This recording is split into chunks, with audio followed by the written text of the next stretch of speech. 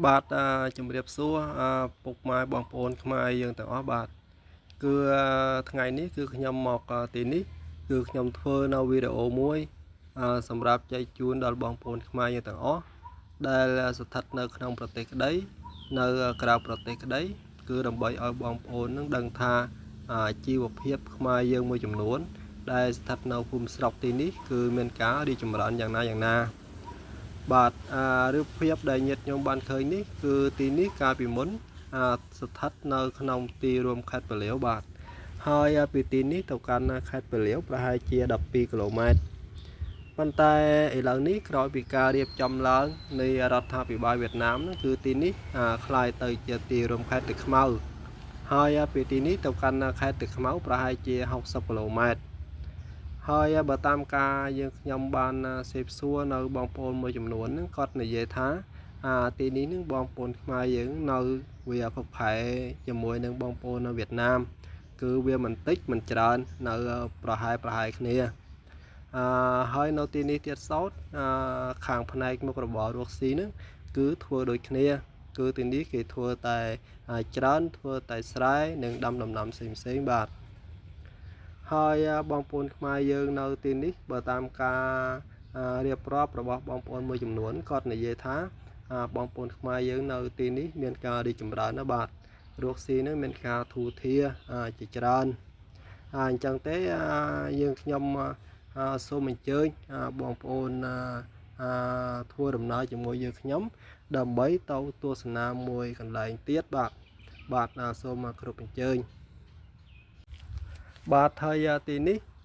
ជារូបភាពមួយនៅភ្ជាប់នឹងថ្នល់ជាតិដោយជាញាតិញោមបានឃើញនោះមានឡានម៉ូតូរត់ជាច្រើនហើយពីទីនេះចម្ងាយពីទីនេះទៅកាន់ទីភូមិមាញ់មិញហ្នឹងដែលយើងខ្ញុំបានរៀបរាប់ហ្នឹងប្រហែលជា200គីឡូម៉ែត្របាទហើយ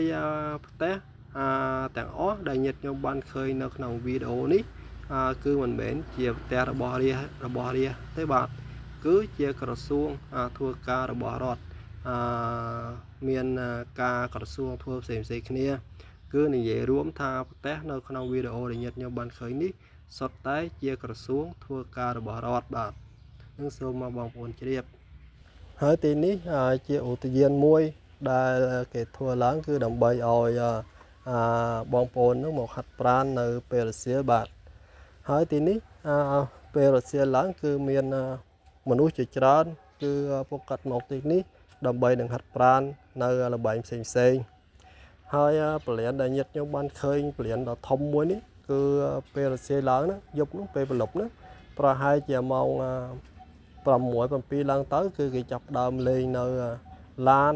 ជាហៅថាជីស្គីបាទគឺមានបងប្អូនហ្នឹងកុមារីហ្នឹងគឺមកទីនេះដើម្បីលេងនៅជីស្គីរត់ជុំវិញពលាននេះបាទគឺទីនេះមិនថាថ្ងៃណាទាំងអស់គឺមានរាល់ថ្ងៃហើយទីនេះប្រឡំឡើងគឺសប្បាយយ៉ាងកកក